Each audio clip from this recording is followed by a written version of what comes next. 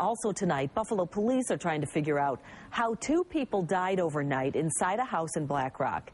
News 4's George Rickard is live in our newsroom with the latest on this story now. George? Well, two men are dead and a woman was also rushed to ECMC from the same house in what could be a drug overdose. I think there's a lot of drug problems around here. Neighbors are assuming it's drug-related. At 5:20 this morning, someone called an ambulance to 233 Dearborn Street, where police found two men dead inside. One of them was a man in his 50s who lived with a woman in the rear apartment. He was a very nice person. He never bothered anybody. He would talk to people. Carmen Torres talked to him just last night.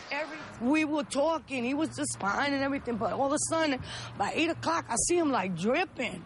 You know, like he was like on heroin or something. You know what I'm saying? He must have been on something. We're told they had lived here since about February and had already been given an eviction notice for failure to pay rent and for apparent drug use. My daughter actually lived in that apartment and just recently moved out of there because of the drug needles and stuff found around my granddaughter.